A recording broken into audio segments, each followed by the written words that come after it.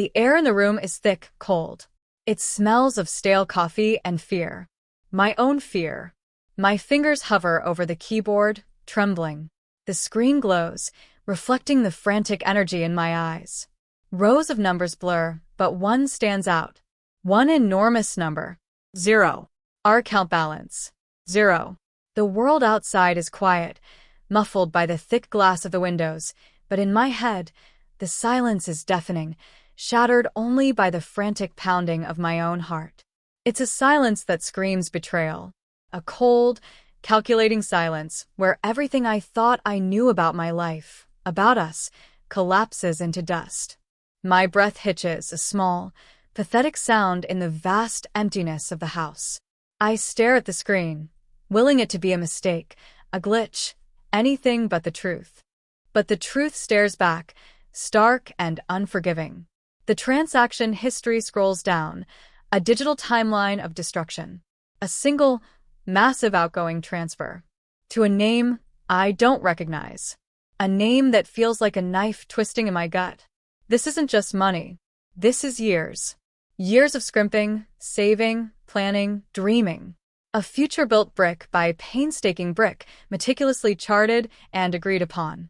And in one click, one silent, treacherous act, it's gone. All of it. Everything.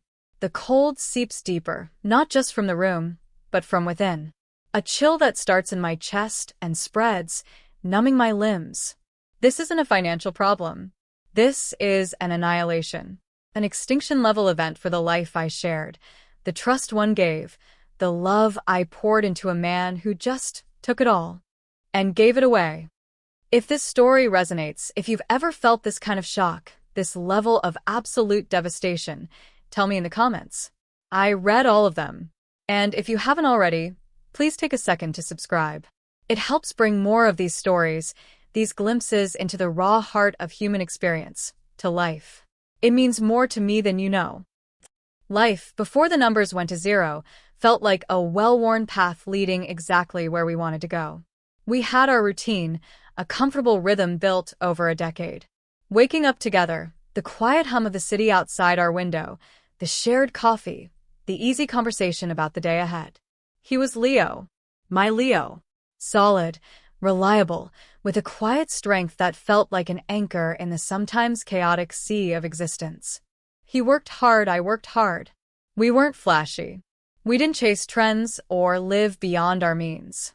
Our joy was in the accumulation, not just of money, but of security. We talked about the future constantly. The small cottage by the lake we'd retire to, the travels we'd finally take when we weren't tethered to our jobs, the cushion that would allow us to care for aging parents, maybe even help out future nieces and nephews. This savings account wasn't just a number in a bank's ledger. It was the physical manifestation of those dreams. Every extra hour worked, every skipped vacation, every careful budget decision, it all went into that growing balance.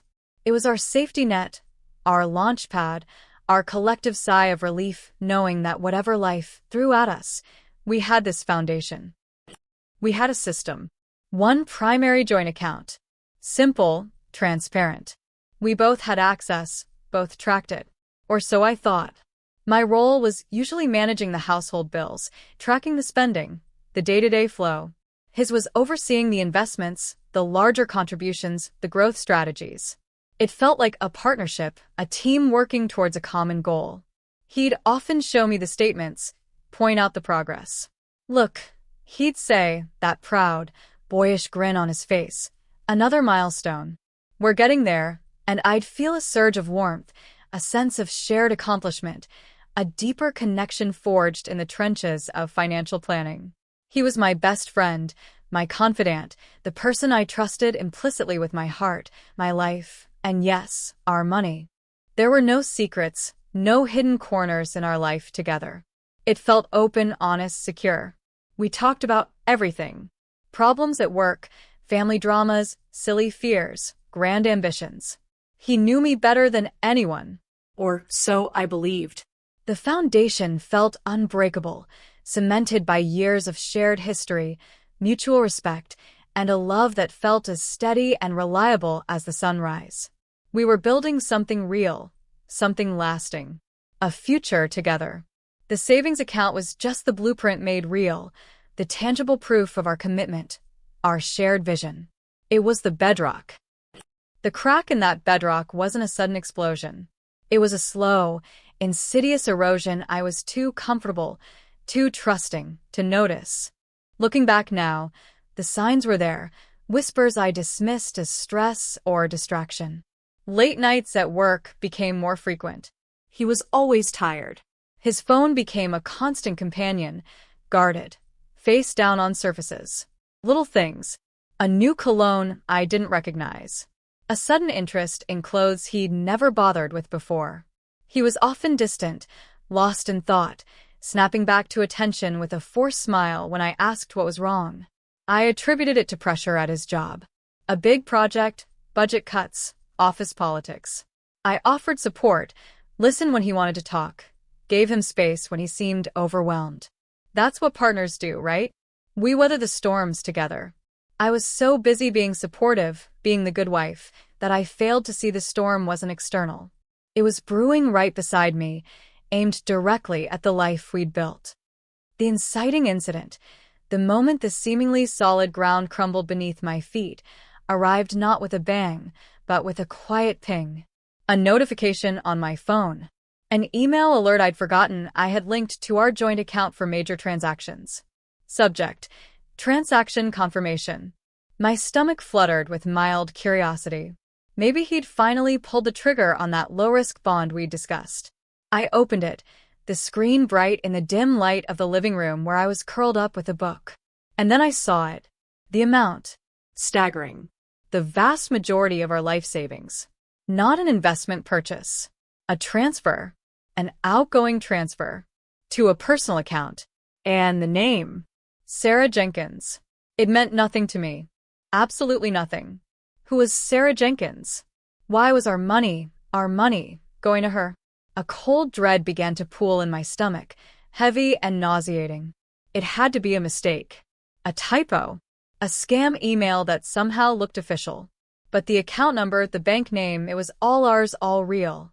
I scrambled to my laptop, fingers fumbling, rushing to log into the online banking portal. My hands shook so badly, I mistyped the password twice. Finally, I was in. And there it was. Not a pending transaction. A completed transaction. A wire transfer. The date, just yesterday. The amount, the full, horrifying, devastating amount. And the recipient name, Sarah Jenkins. The world tilted. The room spun. I felt like I was drowning, pulled under by an unseen current. Sarah Jenkins. The name echoed in the sudden silence of the house. It wasn't an investment. It wasn't a bill. It was a person. A person Leo had sent our entire future to. My mind reeled, trying to grasp the impossible. Had we bought a property I didn't know about? Invested in a private venture? No, the recipient was listed as an individual account. The sick, cold truth began to dawn, slow and unbearable. A mistress.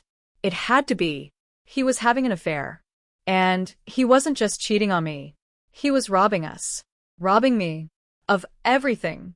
The late nights, the guarded phone, the distance, it all clicked into place, a horrifying mosaic of deceit. This wasn't just infidelity. This was grand larceny. A betrayal so profound, so utterly destructive, it felt like a physical assault. My breath hitched, turning into a ragged sob. I wanted to scream, to rage, to shatter something, but I couldn't move. I just sat there, frozen, staring at the screen that held the death certificate of my marriage, my trust, and our future. Sarah Jenkins. The name burned into my brain, a symbol of everything he had taken. The initial shock gave way to a wave of nausea, so strong I had to lean over the toilet, dry heaving, the taste of bitter bile filling my mouth. When I finally stumbled back to the living room, my legs felt like lead. Leo wasn't home yet. The house felt alien, hostile. Every object, every photograph, every shared space was tainted by this monstrous secret. Our wedding album on the shelf mocked me with its images of naive happiness. The sofa where we cuddled seemed stained with lies. I paced the floor, a caged animal, mind racing, but coming up with nothing but variations of how and why. How could he do this? Why? What about the years, the love, the promises? Did none of it mean anything? My first instinct, the instinct of a person whose world has just imploded, was useless panic. I grabbed my phone, fingers hovering over Leo's name. Call him. Confront him.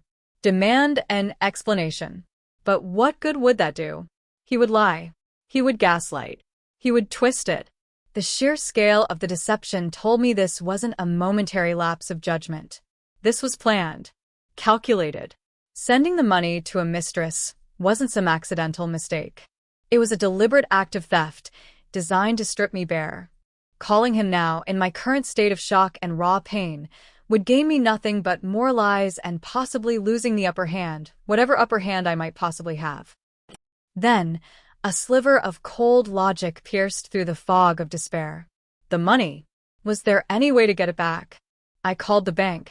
My voice trembled as I explained, vaguely at first, about an unauthorized transfer. The customer service representative was polite, unhelpful. Sir or madam, once a wire transfer has been completed, it is very difficult, sometimes impossible, to reverse. It would require the recipient's consent. Recipient's consent? Sarah Jenkins? The woman who'd just received our entire life savings? The idea was laughable, sickening. They advised me to file a police report, contact an attorney. File a police report against my husband? The man I'd woken up next to this morning? It felt surreal, like a bad dream I couldn't wake from. I spent hours in a blur of frantic activity that led nowhere. Searching for Sarah Jenkins online yielded dozens of results, none of them obviously connected to Leo. Trying to understand the legal implications left me feeling more confused and helpless. Everything pointed to the money being gone. Just gone. A decade of our lives, vanished into an account held by a stranger. The helplessness was suffocating. It wasn't just the money. It was the foundation of my reality that had been shattered. The man I loved, the man I trusted, was a stranger, a thief, a liar. And he had taken everything. My security, my future, my very sense of who I was in relation to him. The early struggles were dominated by this crushing helplessness and the paralyzing shock. I couldn't eat, couldn't sleep. Every time I closed my eyes, I saw the bank statement, the name Sarah Jenkins, flashing behind my eyelids. I wandered the house like a ghost, picking up objects, memories flooding back, each one now tainted with the knowledge of his betrayal. The golf clubs he used every Saturday while he was supposedly working late, the expensive watch I bought him for his birthday, the little gifts he'd given me over the years, were they all part of the act?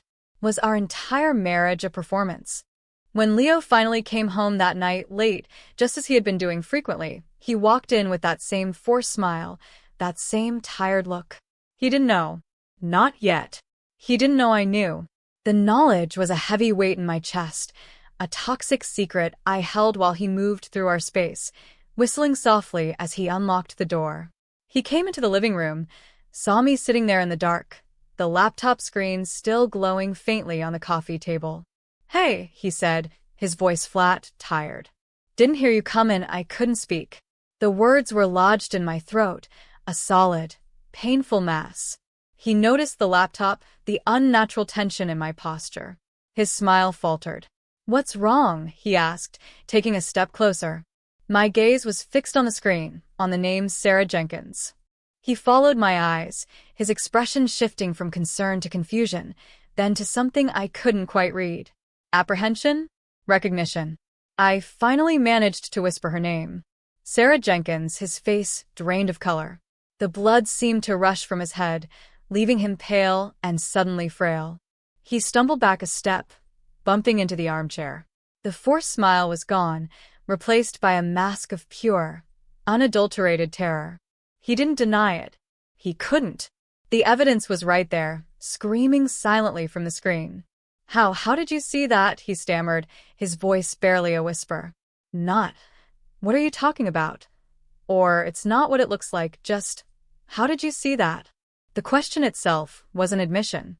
A confession delivered in 5 simple, devastating words. The confrontation wasn't the dramatic explosion I might have expected. It was a slow, agonizing unraveling. He didn't shout, didn't rage. He crumbled. He paced, ran his hands through his hair, mumbled excuses, justifications, lies. It was a mistake. He was going to tell me. It wasn't like that. Sarah was just a friend. A friend who needed help. Help to the tune of our life savings? The stories didn't track. The lies piled upon each other, flimsy and transparent. He tried to make it about me, about our marriage, about feeling misunderstood, neglected. Gaslighting. The word popped into my head, sharp and clear.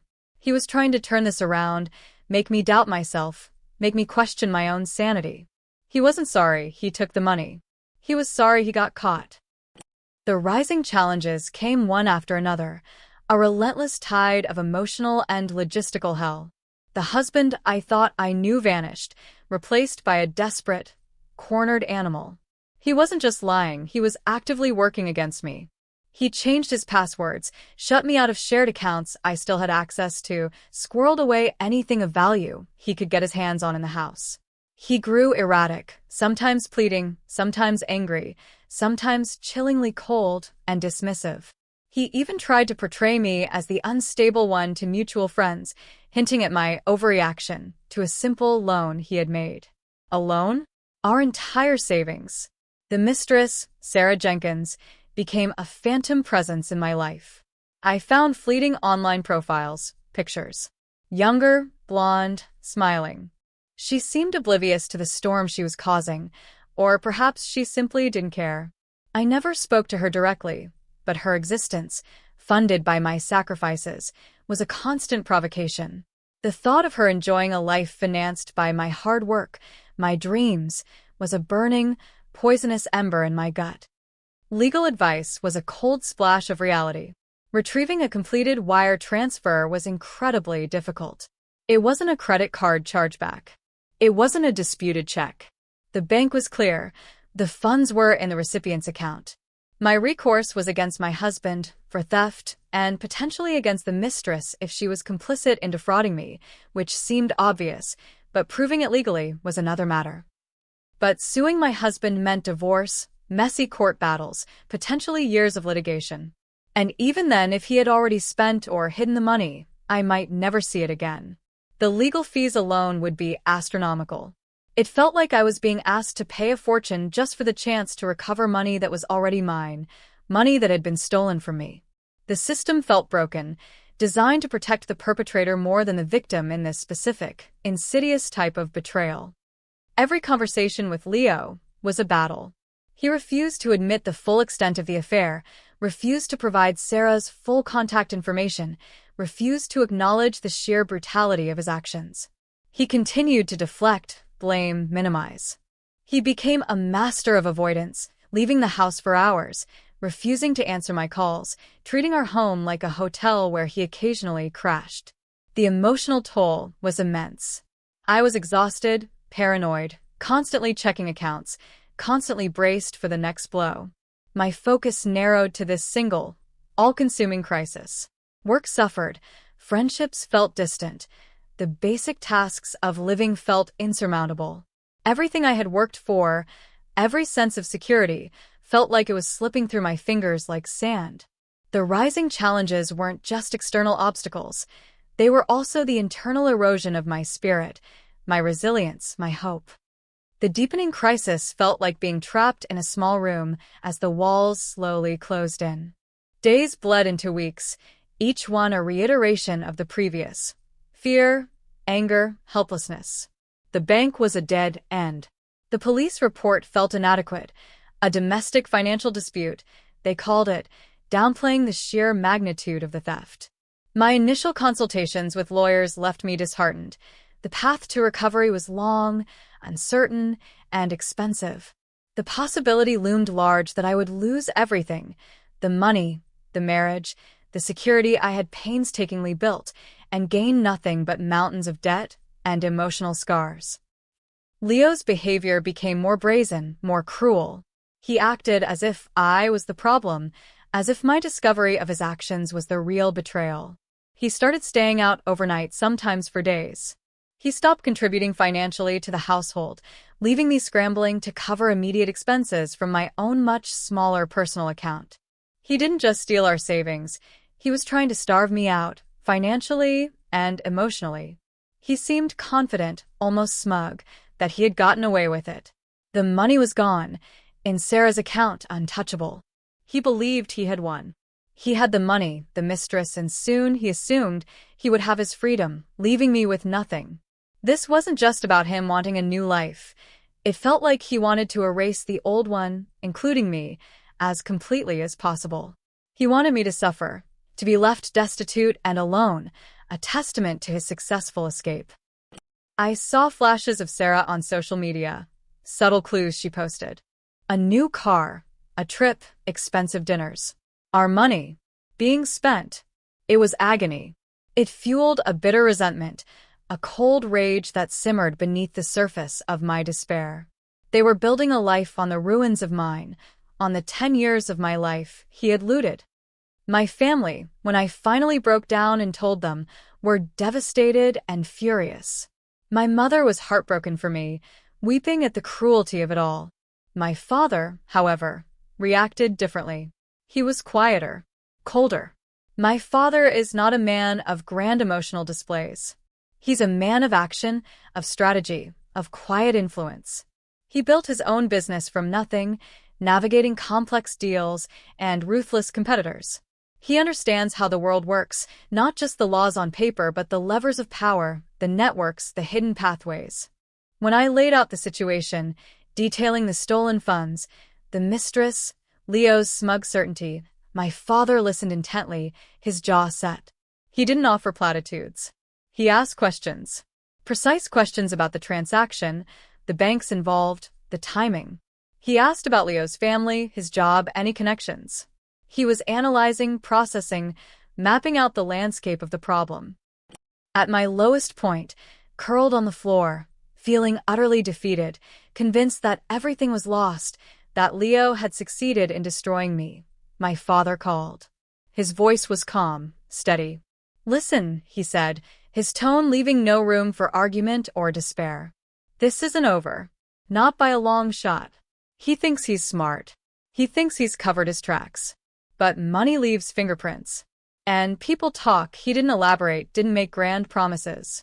But his certainty, his sheer lack of panic in the face of my total collapse, was like a small, flickering candle in the overwhelming darkness.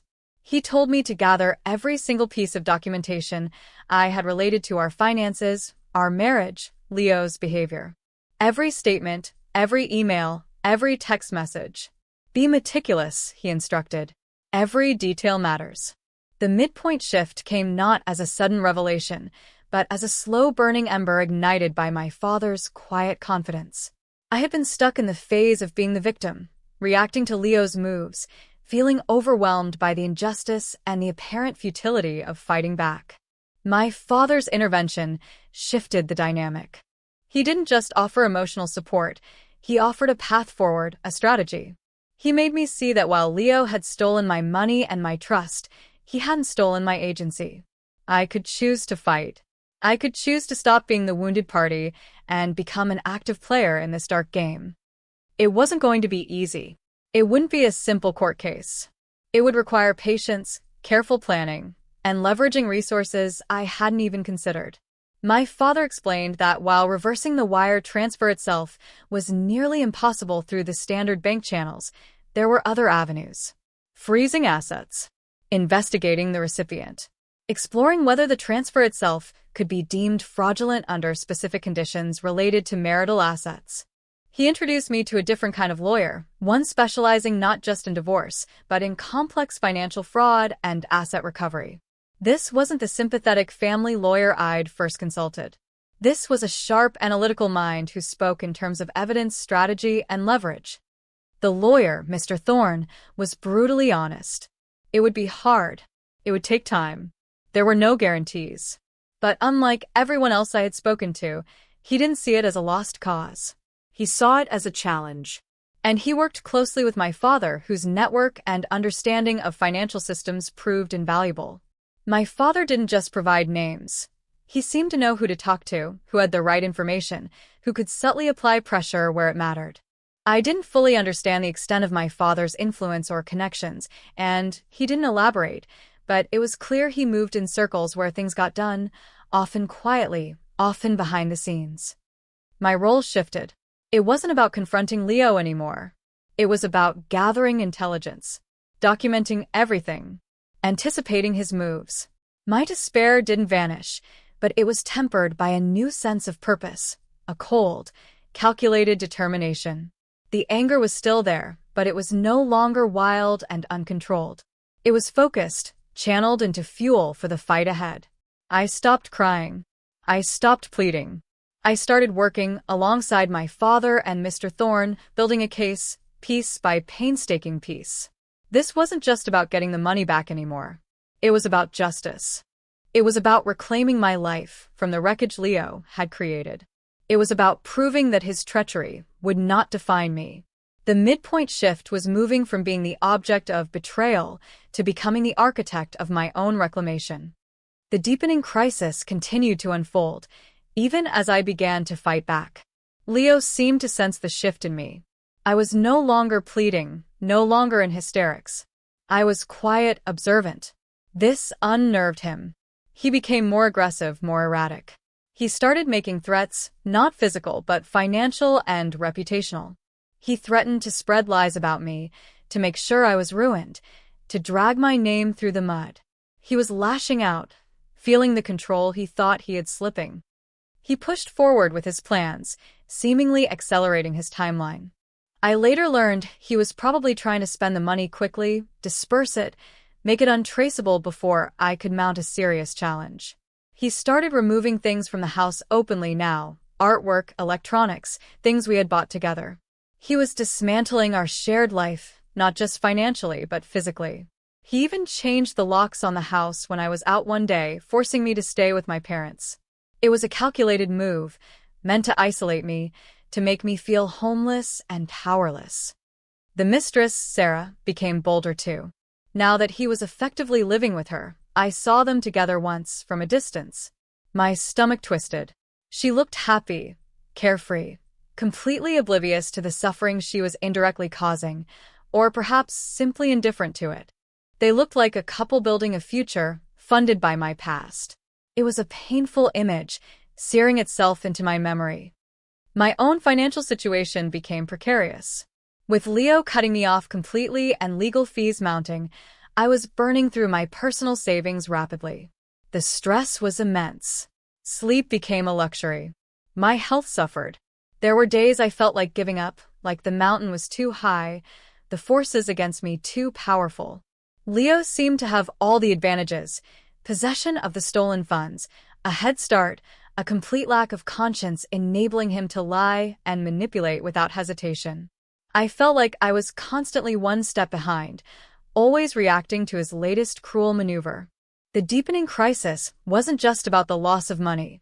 It was about the psychological warfare, the relentless pressure, the fear that despite my best efforts, I would ultimately lose everything. The threat felt existential. Not just to my financial well-being, but to my spirit, my ability to trust, my belief in fairness or justice. He wasn't just taking things from me, he was trying to take me from myself. The turning point arrived not with a dramatic confrontation, but with a quiet, strategic decision. It was a phone call with Mr. Thorne and my father. We had been building the case, gathering evidence, tracing the flow of funds as much as possible.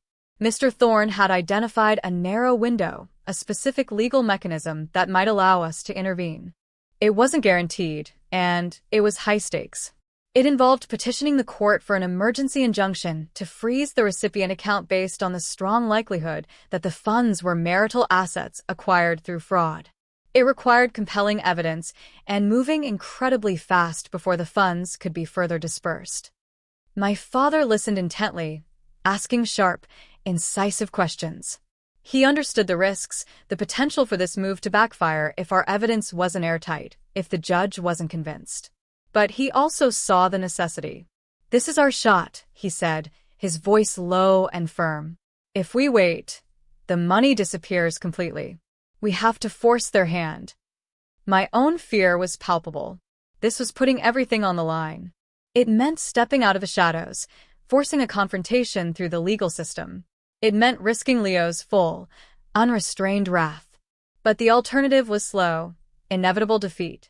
Watching him and Sarah spend the money, knowing I had let them win. The image of them, happy and careless, fueled a cold resolve. No. I wouldn't let them win. My father looked at me across the video call screen. "Are you ready for this?" he asked. It wasn't a question about my emotional state. It was about my determination, my willingness to see this through, no matter how ugly it got. I thought of the years of work, the dreams we had built, the easy assumption that I was safe with this man. I thought of the look on his face when I'd whispered Sarah's name, not regret, but panic at being caught. I thought of the locks changed on my own home. The cold, hard truth was that Leo was not the man I thought he was. He was a predator, and I was his prey. And I had a choice, run and hide or turn and fight. "Yes," I said, my voice surprisingly steady. "I'm ready." The decision was made. We would file the injunction. We would leverage every resource, every connection. We would force the issue. The feeling wasn't triumphant, but it was powerful. It was the shift from passive endurance to active resistance. The turning point was the moment I stopped hoping for justice and started demanding it. The fear was still there, a knot in my stomach, but beneath it, a steel core had formed. I was no longer waiting for Leo to destroy me. I was stepping into the arena, ready to face him head-on. This was the fight for my life, my future, my very identity. The climax didn't happen in a courtroom, not initially. It happened in a sterile, impersonal conference room at the lawyer's office. A mandatory mediation session ordered by the court after we filed the emergency injunction and requested the asset freeze. Me, Mr. Thorne, and my father on one side. Leo and his lawyer on the other. Sarah was not present, thankfully. The air crackled with tension. Leo looked different. Not the confident, smirking Leo of recent weeks, but agitated, sweating.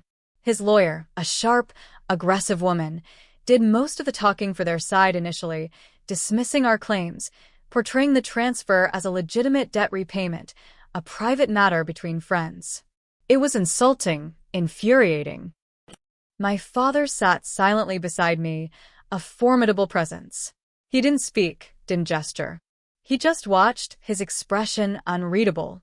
Mr. Thorne laid out our case, presenting the documentation, the timeline, the clear pattern of deception. He argued that the transfer was a fraudulent attempt to hide marital assets in anticipation of separation, effectively theft.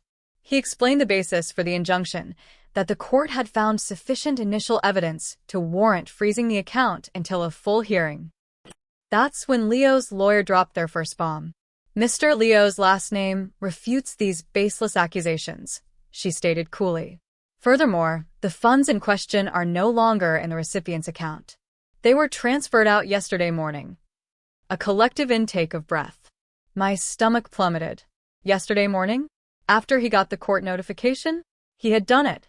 He had moved the money again, faster than we anticipated, probably into some offshore account or buried it where we could never find it. He had outmaneuvered us. I felt a wave of despair wash over me, cold and complete. All the effort, all the hope my father had instilled, the difficult decision to fight, it was all for nothing. Leo looked across the table, and for a split second, I saw that familiar smugness flash in his eyes. He thought he had won. He thought he was untouchable.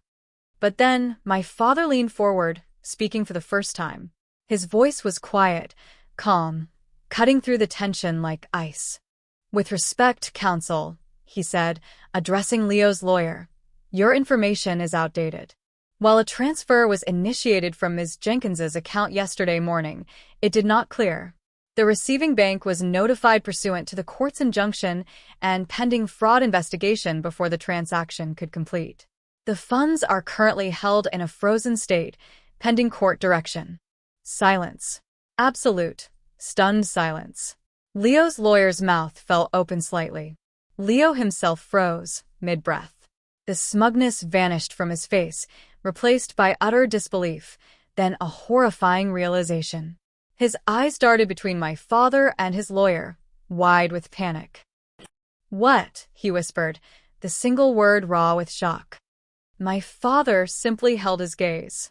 "The transfer is frozen, Leo. Every cent. You didn't get away with it." The reaction was visceral. Leo's face crumpled. The color drained from it again, but this time it wasn't just fear. It was the complete, catastrophic collapse of his carefully constructed plan, his arrogance, his perceived victory. He made a choked sound, half sob, half gasp. Tears welled in his eyes, not tears of remorse, but tears of pure, selfish devastation. He had lost. He had lost everything he had gambled for. He had betrayed his wife, stolen their future, risked his career and reputation, all for this mistress and this money, and in the final, critical moment, the rug had been pulled out from under him not by me directly, but by the quiet, unshakable force I had brought into the fight. He wasn't crying for me. He wasn't crying for the decade of our life he had destroyed. He was crying for himself, for his failed escape, for the money he couldn't have, for the future with Sarah that had just evaporated. He buried his face in his hands, his body shaking with racking sobs. His lawyer looked utterly blindsided, scrambling to understand how this had happened, how my father's intervention had reached not just Leo or Sarah's bank, but the recipient bank in time to halt a secondary transfer. My father's reach, his network, his quiet efficiency had extended further and moved faster than Leo had ever anticipated. The plot twist wasn't just that the money was saved, it was how it was saved. At the precise moment Leo thought he had finally secured his ill-gotten gains, making his defeat absolute and humiliating. I watched him, this man I had loved, collapse into pathetic tears over the loss of stolen money, and I felt nothing. No pity. No triumph. Just a cold, empty space where my heart used to be. Justice served cold. The immediate aftermath was a whirlwind of legal procedures. With the funds frozen, the balance of power shifted decisively. Leo's position was severely weakened. The emergency injunction transitioned into a full-blown legal battle for the frozen assets. The court recognized the funds as marital property, and the burden of proof fell heavily on Leo and Sarah to demonstrate otherwise, which they could not. The case for fraud against Leo was strong, his own tearful confession in the mediation room, witnessed by lawyers, serving as powerful emotional evidence, even if not strictly legal proof. The money, our savings, was eventually returned to a court-controlled account, then released back to me. It wasn't a simple process. There were arguments, delays, further attempts by Leo's lawyer to negotiate, to claw back some portion for him, citing some ridiculous claim on my future earnings. But Mr. Thorne, guided by my father's quiet strength and strategic insight, was relentless. Every maneuver from their side was met with a swift, decisive counter. Leo's attempts at reconciliation or explanation outside of the legal process were pathetic. He would text me, sometimes apologizing, sometimes blaming me, sometimes pleading. I didn't respond. There was nothing left to say. The man I had loved was gone, replaced by this hollow, desperate shell of a person. His tears in the conference room weren't a sign of his humanity. They were a testament to the death of his plan. The divorce was finalized several months later. It was less contentious than it might have been, largely because Leo had lost his primary leverage, the stolen funds. He fought over smaller assets, petty things, a final, sad attempt to exert some control, but in the end, he signed the papers. He walked away with little more than his personal belongings and the tattered remnants of his reputation. Sarah Jenkins vanished from the narrative, at least from mine. I heard through the grapevine that the relationship didn't survive the freezing of the funds. Their future together had been predicated on my money, and once that was gone, so was their connection. Getting the money back didn't bring back the years, the trust, the sense of security. It didn't erase the pain of the betrayal, but it did provide a foundation for rebuilding. The money wasn't just savings anymore. It was a symbol of resilience, a tangible representation of the fight I had won. It was a reminder that even when everything feels lost, when the ground beneath you crumbles, you can find the strength to stand, to fight, and to reclaim what is yours. The house felt different after the divorce. Emptier, yes, but also cleaner. The taint of his lies slowly faded. I rearranged furniture, painted walls, created a space that was solely mine, filled with things that represented my own journey, not our shared, now broken one. Rebuilding my life was harder than rebuilding my finances. The trust issues ran deep. The fear of being blindsided again lingered. Therapy helped. Talking through the trauma, processing the shock, the anger, the grief. Understanding that his actions were a reflection of his character, not my worth. My relationship with my father deepened in ways I never expected. We had always been close, but the shared experience of this battle, the quiet coordination, the reliance on his strength and wisdom, forged a new bond built on mutual respect and a shared understanding of the complex, sometimes dark, nature of human behavior. He never asked for anything, never even mentioned the cost or the effort he had expended. He simply saw his daughter in trouble and used his capabilities to protect her. Looking back now, from a distance of months, almost a year, the pain is less sharp, more of a dull ache. The scar tissue has formed. I am not the same person who sat trembling in the dark, staring at a zero balance. I am stronger, more cautious, maybe a little harder around the edges. But I am not broken. Leo's attempt to destroy me failed. He lost the money, he lost the marriage, and in his pathetic tears, he revealed the true measure of his character. I kept my dignity, my future, and a profound, if painful, understanding of the world. The savings account, once a symbol of shared dreams, is now a symbol of my own resilience, my ability to survive, and my quiet victory.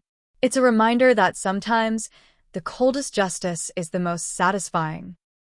If this story resonated with you, if you found strength in this journey of fighting back against betrayal, I'd love to hear your thoughts. Drop a comment with where you're listening from and what time it is. And if you haven't already, subscribing truly helps me bring more of these stories, raw and real, to life. Thank you for being here.